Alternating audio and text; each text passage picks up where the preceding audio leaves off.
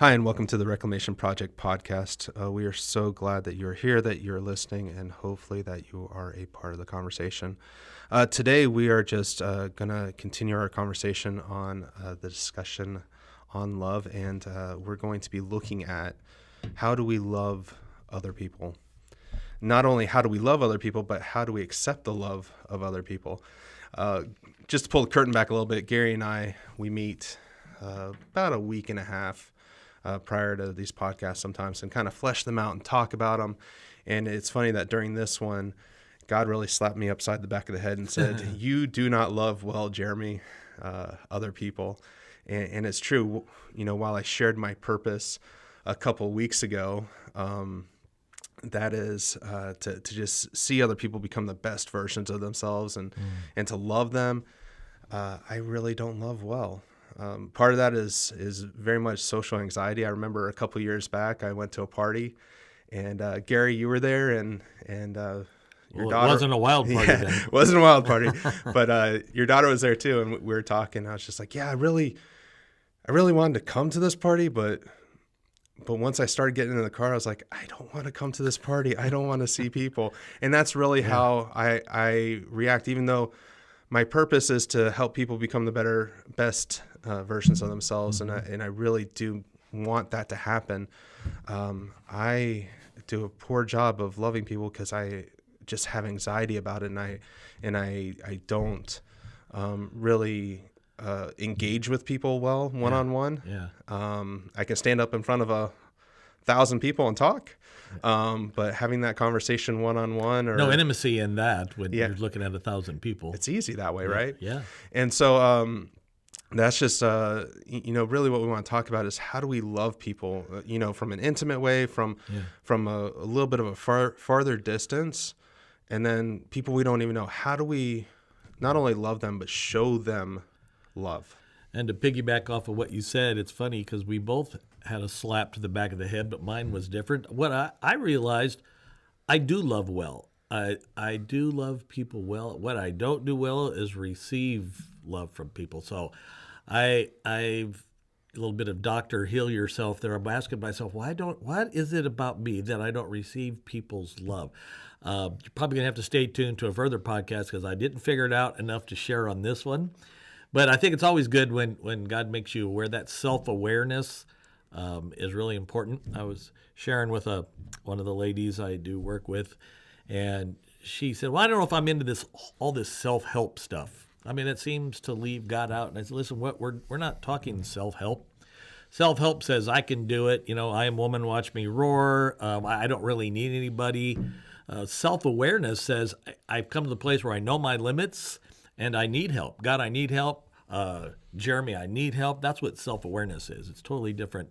So in this, as I'm hoping, and thank you for those who've shared that you have listened and it's raised some questions and it's been a point of conversation in your family as you've listened. But know that we're getting stuff out of this too, even as we talk. Sometimes we'll talk and it's like the Holy Spirit taps you on the shoulder and says, yeah, that was for you, Gary. That had nothing to do with anybody listening. You know that feeling, Jeremy? Yes, I do. Okay.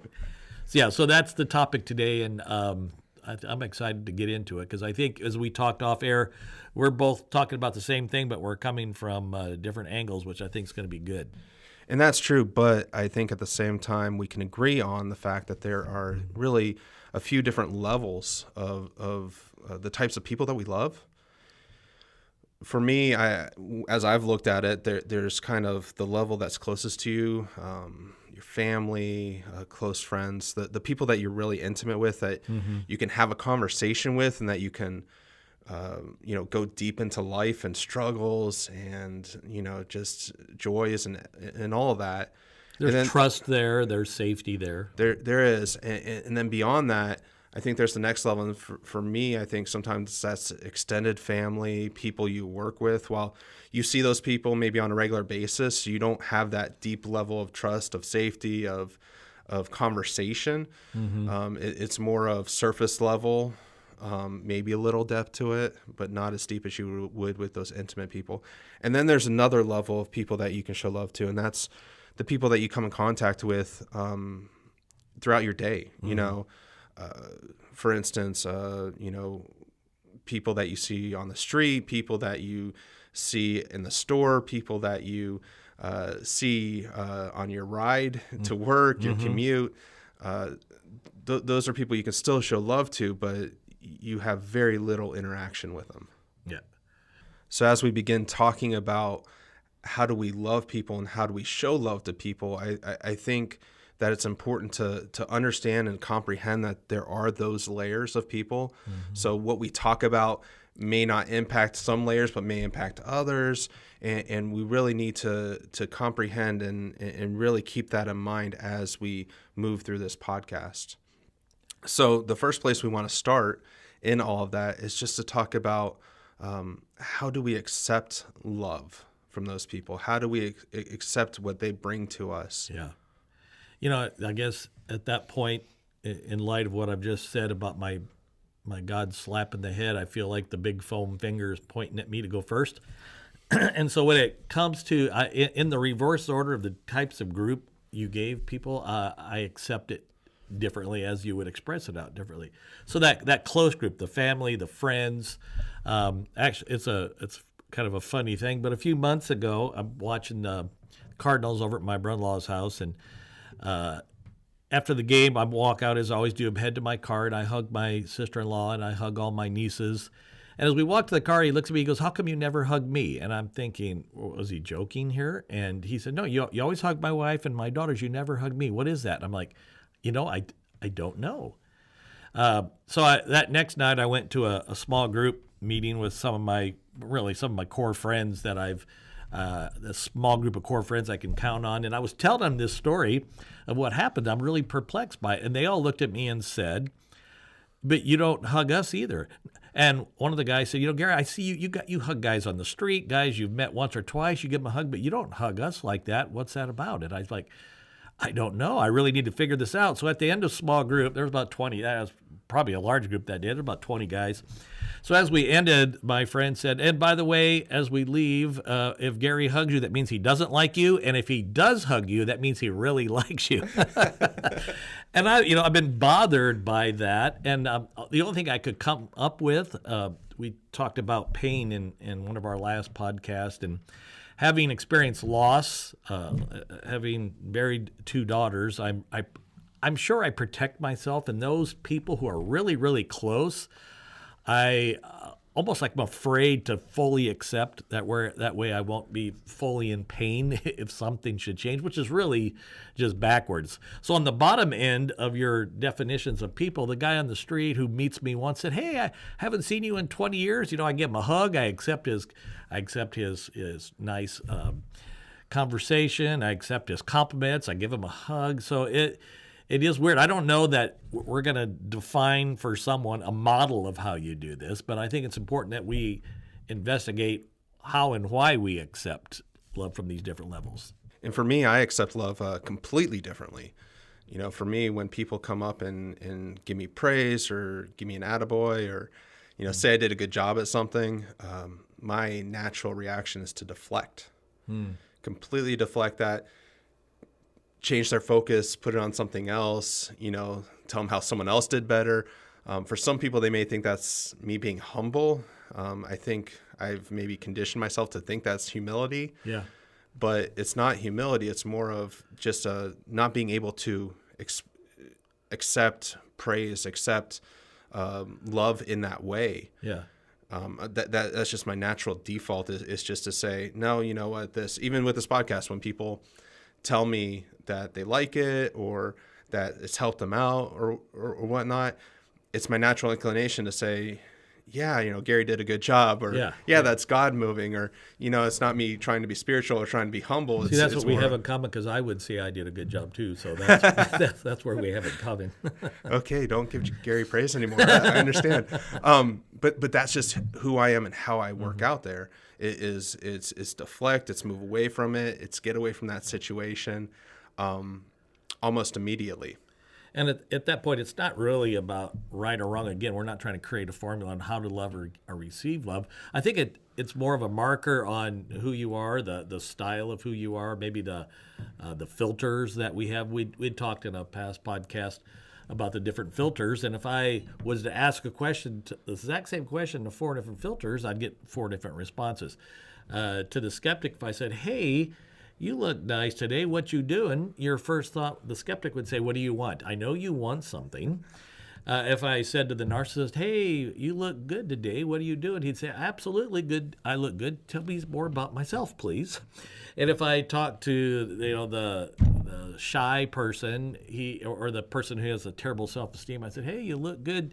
What are you up to? I don't look good. You're just saying that. I can't stand myself. So again, I think it's important that we identify our filters, and that gives us something to work on as we learn on not just how to give out love, but how to receive love. Well, and as I hear that, I instantly identify that I'm a skeptic, because I think my deflection comes from a fact that I feel like sometimes when people shower praise, it's almost obligatory. I in the same way I deflect that, I also, when people say good morning, I say, is it really good? Yeah. Yeah. Because I'm skeptic that they really mean, hey, good morning, good to see you. We have these obligatory phrases that happen in life. And so from myself, I say, are they really desiring to wish me a good morning? Are they really desiring to say that I did a good job? Are they really desiring to say that they love me? When I was growing up as a kid, I had a real hard time with the term I love you, because when it's overused, it feels obligatory. So I'm the skeptic in that, do you really love me? Do you really... You're questioning the sincerity of it, or you know how like when your iPhone rings and you're on the line, you could press a pre-programmed answer. I'm on the phone, call you. So you're kind of saying, like, are you saying it back as a pre-programmed answer as your good morning statement? Is it really good morning, or is this you saw me, you feel obligated to say something? Exactly. I mean, and so you don't want to receive that, or you don't want to be the person you don't want make them feel that your comment is just obligatory. It's both. I have a problem receiving it. I have a problem taking an obligatory comment, and then I also have a problem giving it back to them.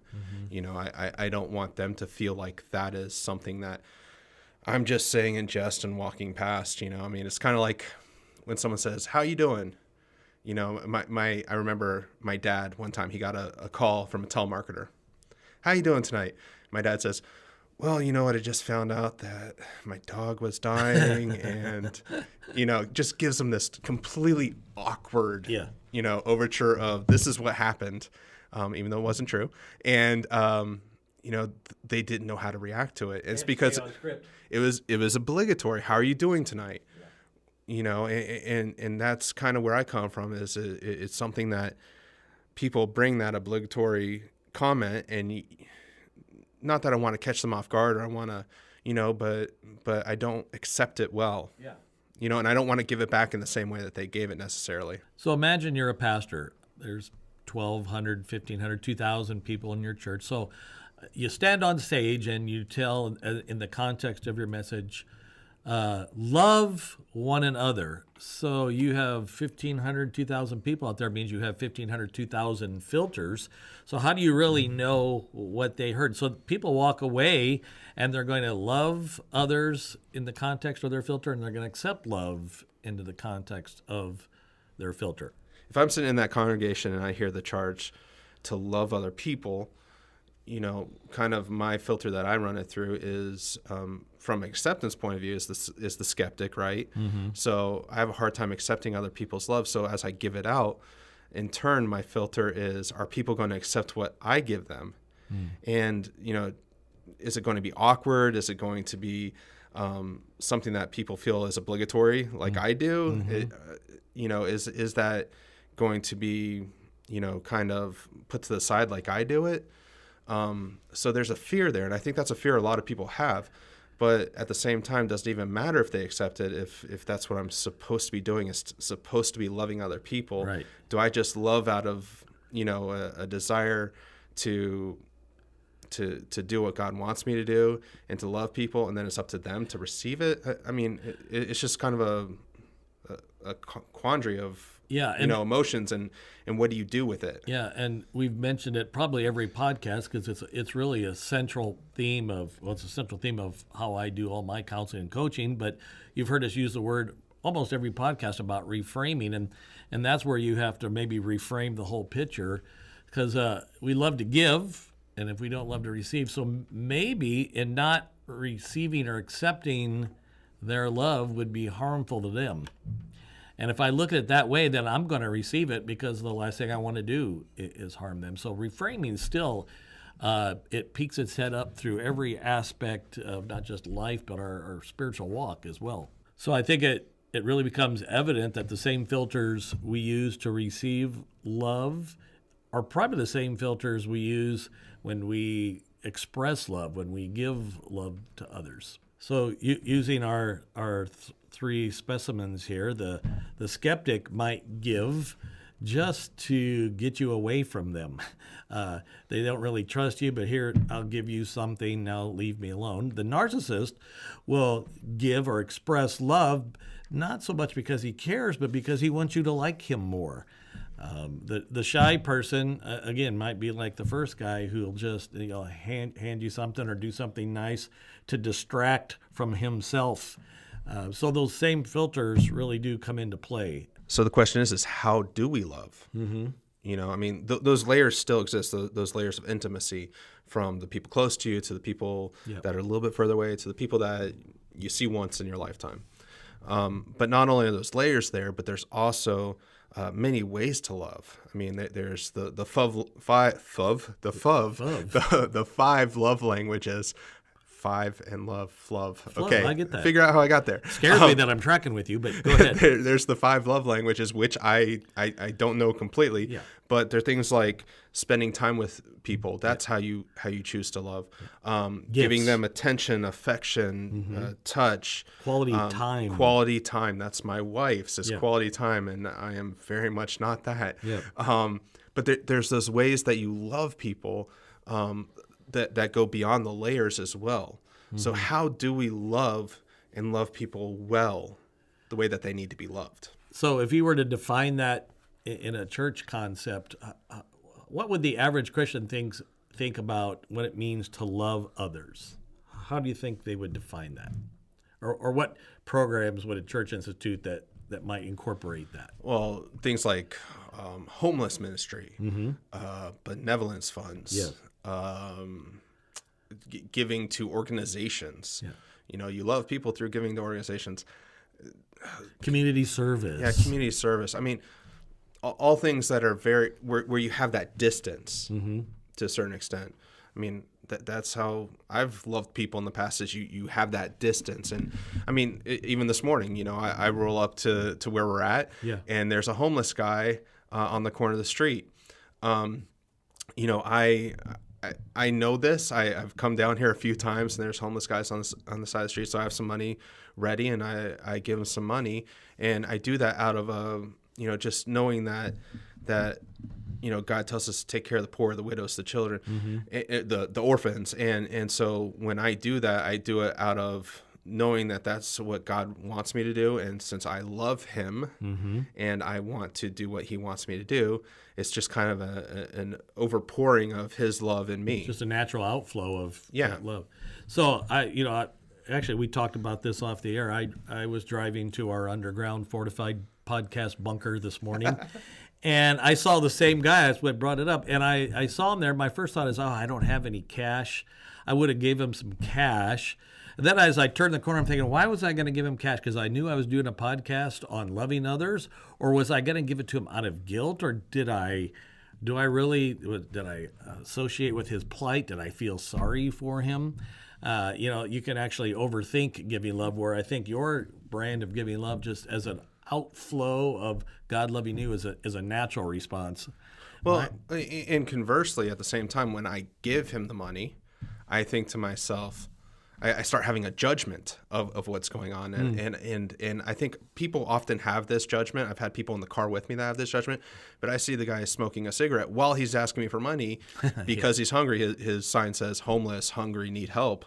Actually that is exactly what it said. And, as I give him money, he's smoking a cigarette. I said, well, if you're hungry, you should have spent that money from the cigarette on food, and that's my judgment. But the truth is it's not my judgment that that should be the reason why I give. You know, I shouldn't say, well, this person's not going to go buy booze. You know, I've had people in the car say, how do you know that person's not going to buy booze or buy cigarettes or drugs or whatever?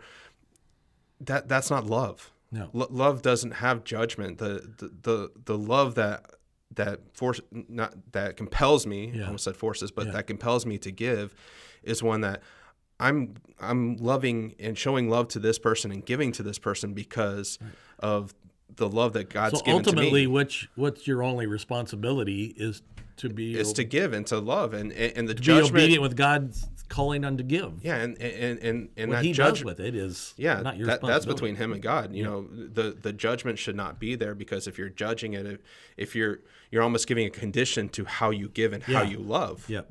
You know, and that's not what love is. Love doesn't have condition. You know, Paul says it. You know, he talks about in 1 Corinthians 13 what love is, and love is not judgmental. You know, out of all the things that he lists, love is not judgment. Love is an outpouring. It's a giving. It's not something that we condition. Sacrificial. Exactly. It's sacrificial. It's humble. It's offering something, not what are you going to do with it. Mm-hmm. So that is how we should love. I think that's the standard, to love sacrificially and unconditionally without judgmental filters. And that's where the self-awareness comes in, where you ask yourself about maybe the sincerity of you giving. You know, we all have, and we mentioned this in a past podcast, and if you'd like a hard copy or a digital copy, you can get, I call it the Understanding Your Soul ID. There are needs each person will meet every day, either positive or negative. So I think we owe it to ourselves to find out why we give. Everyone wants to be loved. Everyone has a need to be loved and to receive love. So if I'm being good to someone and I'm giving, am I doing that because I love them, or am I trying to get them to love me? That kind of changes that. That goes back to what we talked about, that motivation, a pure motivation, which means I'm going to give and it really doesn't matter. You know, when I do premarital counseling, I always talk about what the union they're getting ready to make is not a contract, it's a covenant. The difference in that kind of setting is a contract says you do your part, I'll do my part. In what we're talking about is like, I'll love you, you love me back. That's not really love. A covenant says I'm going to love you whether you love me or not. That's that unconditional, probably Christ-like love that we're supposed to emulate. So we in a sense of trying to have self-awareness and make sure that our motives are pure, we need to ask ourselves, are we meeting needs that are selfish, or are we trying to meet their needs? And receiving something out of giving love is not necessarily bad, but it should be secondary to loving. It shouldn't be conditioned to love somebody that you're going to receive something back. So I think that's good, is you will receive something back at times, but it shouldn't be what predicates giving that love. Right. You know, I've a friend who's in a relationship, and that's how their relationship works is you know, you love because of what you get out of it. Mm-hmm. You know, you give time and money and attention and affection based off of what you're going to get out of it, what you're going to receive. You know, whether it's helping someone out, you want to see that the interest come back from that, or whether it's spending time with someone, you want to have that networking that comes that's going to help you in business. Yeah. I mean, those things are not what should compel you to love. Instead, they should be byproducts of you loving someone. Is by you loving that person, you might have a network that will help you out later. By giving to someone, you know what, you might reap the benefits of interest that comes with that. They might give back. They might give to someone else. All that's great, but you shouldn't necessarily need that in order to love somebody. So anything that isn't done with a pure motive or intent might not be pure love. Is that what I think I hear us saying? Yeah. You know, and that's the easy kind. I think I woke up early this morning knowing what our topic was going to be about, and I started to think about some missing elements of love based on some of the counseling I've done in the last couple of weeks. A couple I know struggling, a girl that I know struggling, and they, you know, in the context of church, what they've found is there seems to be a breach in how they're loved. They're unsaved, non-churched people seem to accept and love them better than their own people in their church. So I think there's obviously a problem of how the church expresses love.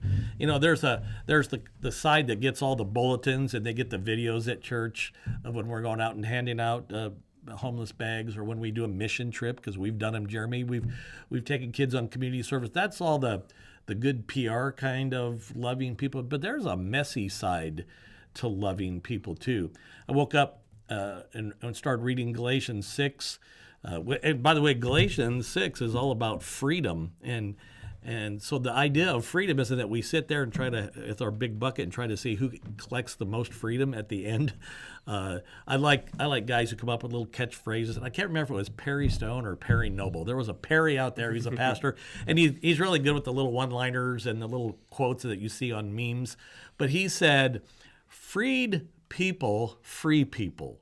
And I thought that's brilliant. So in the context of Galatians, our freedom is not to sit there and just be glad about it, but we're supposed to use that freedom to free other people. That's what love looks like. So he says in chapter 6 and verse 1 that, if we see anyone who's caught in a sin, that you who live by the Spirit should restore. Now that's the messy, hard kind of love. He said if you catch somebody in the middle of a sin, we all know them. I call them grace killers or love killers. Every church has them. I remember a guy who every other week would be in my office. He just couldn't wait to tattle on somebody. Pastor, don't you think it's time that we confront this person? I caught him, going. I saw one of your college students go into a adult book center and come out with a video. So my first thought is, if you saw him go in, why didn't you stop him before? I mean, restoration means it's about stopping someone, and if you're spiritual, you do that. That's the hard part of love, that we restore. If you're not restoring, If we're not restoring, I'm not sure we're loving. The Bible says that God has given us the spirit of reconciliation. So if we're not restoring, if we're not reconciling, I'm not sure that we're loving. It's easy, as we talked about, Jeremy. It is easy to hand out a homeless bag and dig a ditch and mow somebody's yard. And those are all amazing things. And I know they build character. And wherever that person is in the context of their spirituality, it can be used for growth. But real love, Christ-like love, which we've already determined is sacrificial and unconditional, is to restore. Then he says this is what really love is. He says, carry each other's burdens. And when you do this, you fulfill the law of Christ. Not that handing out homeless bags isn't important, because he says in James 1 that this is true religion, helping the widows and the homeless and the orphans. So that is a vital piece. After you identify and make yourself aware of the filters while you do that. But this really is love. The Galatians is that I've experienced freedom. Now I want freedom for you. So in the context of what we talked about today, rather than giving the homeless guy $1, I should be mourning that this guy's in bondage. Mm-hmm. I've been called to introduce him to freedom. There's not much in that for me. That's all about him. Well, not only, it says that we're supposed to carry the burden. I think that's part of confrontation. Confrontation isn't just calling someone out and walking away. Yes. It's calling someone out. Well, that's a negative connotation. Yeah. It's confronting someone and in love. Yes. And then helping them through it. And I think there's some humility that comes with that, because as you talk about the guy who saw the college student go inside the bookstore, I say, why are you sitting outside of an adult bookstore? Exactly. Because obviously there's something there too. Yeah, maybe. What are we trying to say? But what I'm saying is, when you carry someone's burdens, that's sitting with them, praying with them, weeping with them, helping them along. If they ask you to, keeping them accountable. Yeah.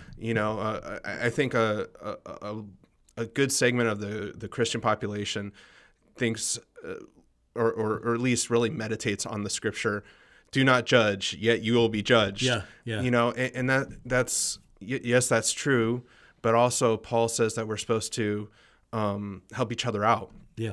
When we know that we're struggling, help each other out. I met with someone this week that they said they were struggling with something, and now that I'm looking back on it, maybe I should have stepped in and said, you know what, you're struggling with that. Let me help you carry your burden. Yeah. And so maybe after this podcast, I need to reach out to that person. Yeah. But that's not necessarily our first inclination, and it's part of what we're supposed to do when we love. Right. Is we are supposed to carry that burden, and that takes on many forms in itself. Is helping that person, propping them up, encouraging them, walking through it with them, helping them in every aspect of it. When they fall, picking them up. When they succeed, cheering them on and praising them. We're to do that as well. It's not just about the confrontation, the messy part, but it's about, from that, you build a relationship that's true love, Which is a good point. And I'm thinking, how do you the one pushback when people say, well, how can I carry their burden if they don't tell me their burden? Well, guess what? If I'm doing relationship with them and I'm studying them, I see burden. Yes, I don't have to wait for them to tell me there's a burden. If you have that first or second layer of intimacy, you see what they go through. I mean, I don't have an intimate relationship with some people at my job, but I can see when people are having crappy days. I can see that, and I can know that there's something there, and I can inquire, and I can help, and I can see if there's something not out of a hey, I just want to know what you're going through because I want to feel better about myself, or I want to gossip about it or whatever, because that's what some people do with that. But I want to see if there's some way, some help that I can bring, some encouragement I can bring, some way to make your day better, your burden lighter. Some way to be able to lift you up through that. And you should be able to know that even if you're not only at that intimacy level, but the one prior to that, if you're intimate with friends and family and some coworkers and people that then you do know when they're struggling, when they are going through things, and you probably know some of the struggles in a little bit better context than somebody who just happens to work with them. And so that is where you need to lift them up. I think the church sometimes, doing the best it can, backs into that.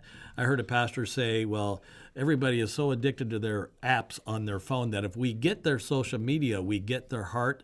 And I heard a friend of mine say, listen, what's been my experience, that if I get their heart, I grab their social media as well. So it depends on how we look at that. And you mentioned at the very beginning of the podcast, Jeremy, that kind of love comes from the inside out. I am so full of the love of God that it becomes a natural outpouring. Now I'm intentional about looking for those people who carry burdens. I actually imagine the difference if I got up in the morning and I said, God, please show me someone who has a burden that I might carry today. That might change my whole outlook, on the day. That would be really heavy. I mean, just thinking about that, I'm just, not to quote Marty McFly from Back to the Future, but that's heavy, Heavy, man. That is heavy. And honestly, that's what we ought to be doing. Yep. Wow. I've never thought of it that way. I mean, that's big time. I have these diagnostic affirmations I usually give people, and I try to do it myself 3 or 4 days a week. And so the idea is I will be loved today as I give out love. Who can I love today? Who can I help today? And all that does is set your mind. Because if you got up this morning, Jeremy, and I called you the first thing and I said, yellow Mustang, yellow Mustang, yellow Mustang, I guarantee you're going to see 3 or 4 yellow Mustangs on the way to our underground bunker here. Yes. Because your mind had already been set for that. Mm-hmm. So I do have a responsibility to set my heart in the morning and my focus on how can I love others today. I think that's probably the truest expression of loving others. Well, and I think when you do that, it might change your filter. Absolutely. Your filter from skepticism to narcissism. Yep. If you're saying, okay, who can I love today? It's not coming from a filter of narcissism. It's not coming from a filter of skepticism or anything else. Yep. It's coming from a filter of, man, I want to help somebody. Yeah. No, and that's such a great point. In a couple of weeks, I get the privilege of speaking at a men's camp. And the theme of the men's camp is labels versus identity. And that's exactly what we're talking about. So sometimes our filters are labels put on us by other people, and sometimes they're put on by yourself. But you start loving like that, it changes your label. Well, and sometimes you look at people through those labels. Absolutely. I was, who was I talking to? I don't even remember. But when you talk about labels, I mean, there's labels of dirty, homeless, transgender, homosexual, bisexual, nerd, computer geek, hard, Yeah. Not easy to deal with, not lovable. Yeah. And if you look at things through those filters, you're going to love through those filters Absolutely. as well. Yep. And so Or not love. Through those filters. Yeah. And I think that we also, when we love, we have to break down those labels. Mm-hmm. Not only the ways that people label us, but we need to break down those labels, not see people through labels, but see them through the fact that the way that God loves them. God loves all these people regardless. I'm reminded of a friend. He has a band called Poor Rich Folk, and they have a song, and I just think it's incredible when you talk about labels, where it says, in the verses, it says, "Is it true that you love porn stars the same as you love pastors? Do you love the deadbeat fathers like you love the blameless bastards? Do you really love the prostitute like you love the faithful preacher? Do you love the racist and the rapist like the Sunday school teacher?" Wow. And then it says, "Do you love those who speak against your name and those that follow you exactly the same way?" And then in the choruses, it says, because if that's true, then I need you to show me a thing or two. I need you to teach me to love." And that's how breaking down those labels really looks. Yeah. Is God sees us as we are loved, we are children, we are his creation, we are valued, we have worth, and the world looks at you like all these other different labels. So the labels might be what you've done, or who they say, or what you've done, or what you're doing, but it's not who you are. Exactly. It's not how God sees you. No, it's funny because I'm about halfway through. I'm writing a book that started off to be a marriage book, but it's becoming more. And it's called Gray is the Color of Love. And before you think about stealing, I've already protected the intellectual property. But gray is the color of love is this. Christianity at large is just so black and white. And God is anything but black and white. The law was black and white. The law said, don't touch a dead thing or a diseased person because you'll be unclean, ceremonial unclean.